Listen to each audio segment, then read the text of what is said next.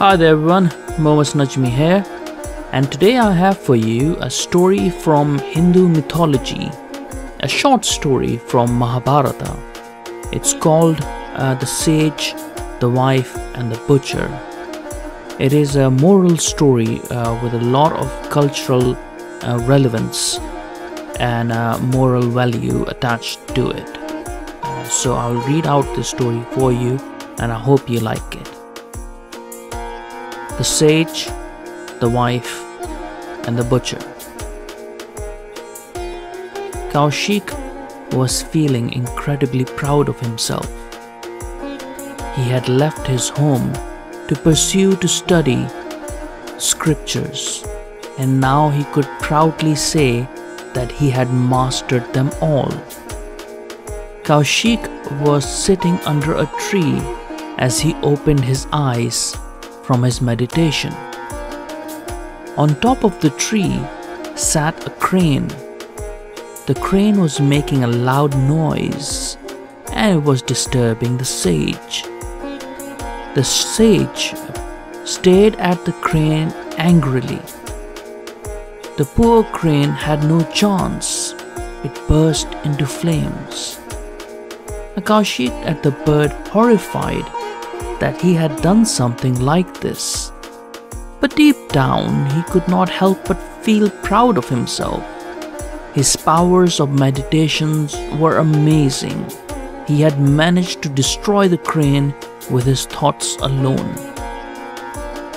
Kaushik got up from under the tree and went to the nearby village in search of alms. He stood outside a house asking for alms. Now, in those days, an ascetic standing outside the house was considered a priority and had to be fed first. The lady from the house was about to come and serve the sage when her husband came home, tired and hungry. The lady turned her back to Kaushik and said, "Please wait, sage. I will attend to my duties and come later." Kaushik bristled at the words of the lady, but the lady did not seem to notice. She attended to her husband while the sage waited. By the time the lady finished and came out to meet him, the sage was furious from hunger and the waiting. The lady smiled as she shook her head. "Do you think I am a crane?" Kaushik was flabbergasted. There was no way this woman could know what had transpired when he was outside the village. He looked at the woman as she continued. "You are a sage," she said, "a well-read man, and you have no doubt mastered the scriptures. But you still have to learn the true meaning of what is written there." The sage listened, dumbfounded at the words of the wisdom from the woman. She continued, "A mastery of the scriptures is necessary for a virtuous life, but reading alone would not help you achieve it, sir. You need to use all the teachings in your daily life for you to be able to understand what it means. I am a wife, a mother.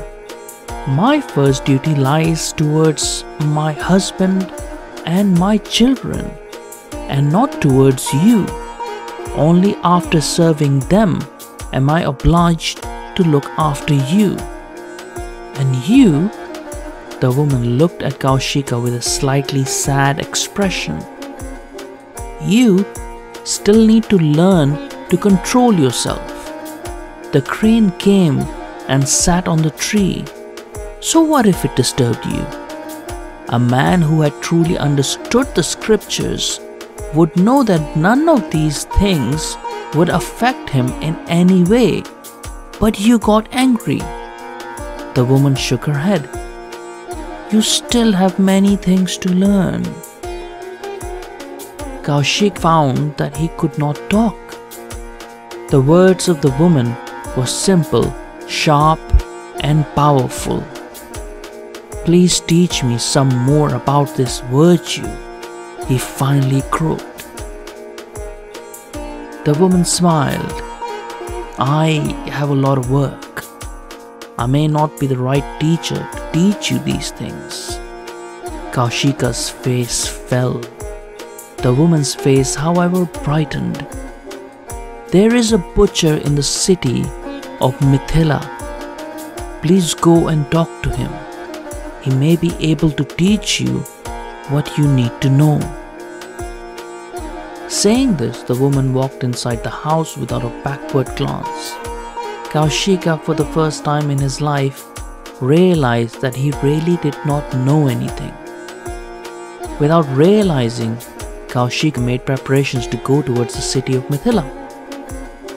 There, he was in for a surprise.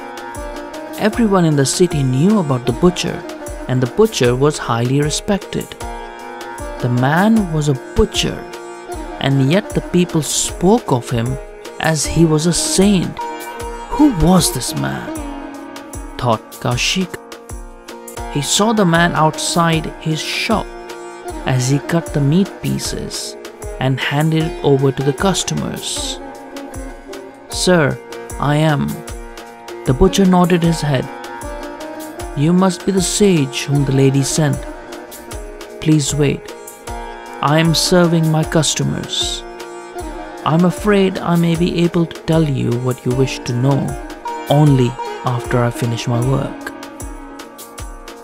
Kaushika watched the man in a kind of a trance. The man was a butcher. He killed animals and sold it to people.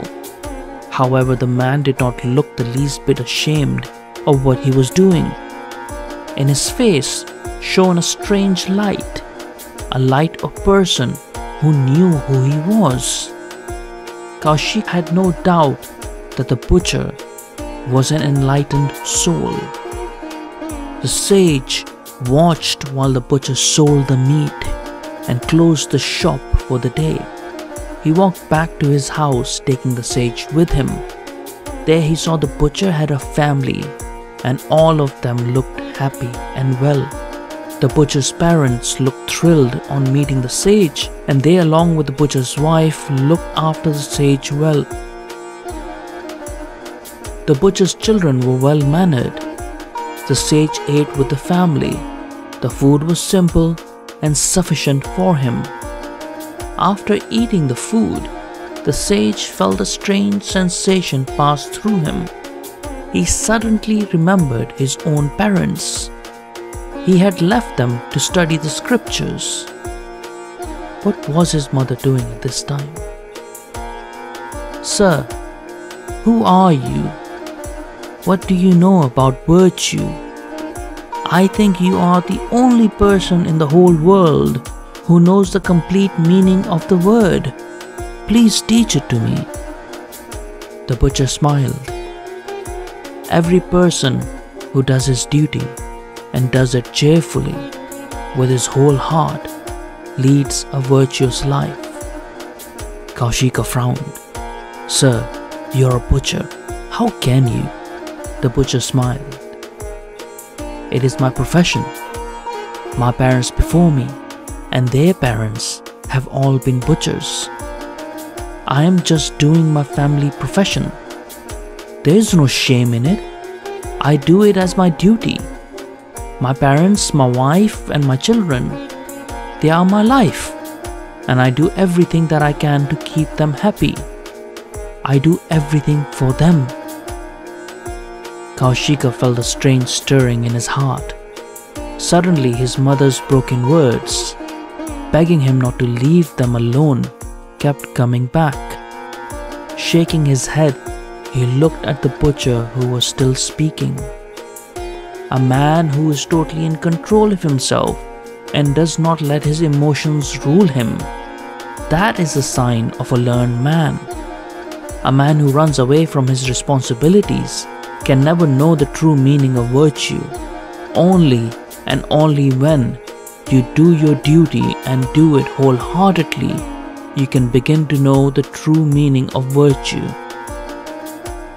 The butcher gave Kaushik full discourse on the soul and the means of attaining enlightenment.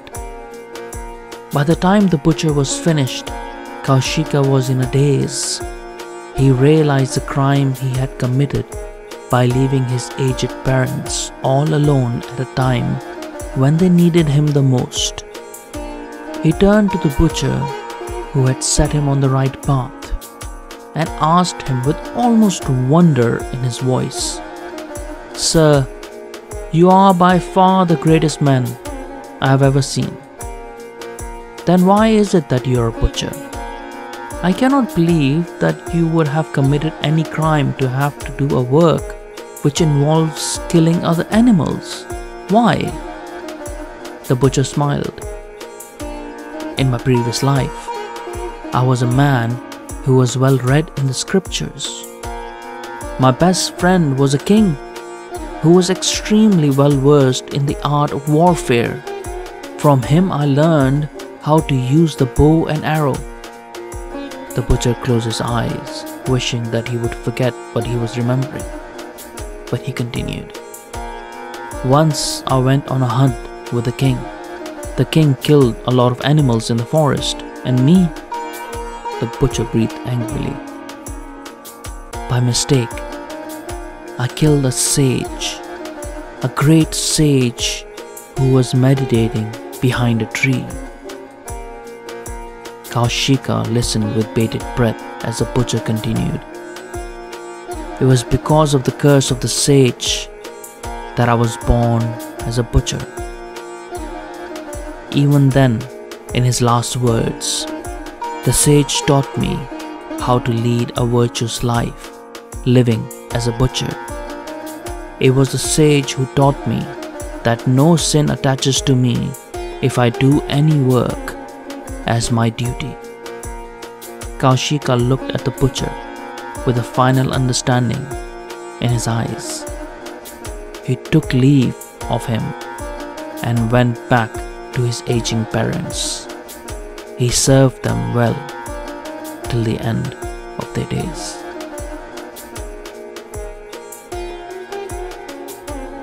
I hope you liked listening to this story and understand the moral values that it's trying to teach, of course, of its time. So it should be taken in that context as well. If you liked this episode, please make sure to give it a like over here and share it with others. And also, if you haven't subscribed to the podcast, please consider doing so. I would really appreciate it. And if you would like to support the podcast, there's a link in the description below of where you can contribute as much as you want towards this project and any other work of mine. Until next time, take care, be good, and thank you so much for listening.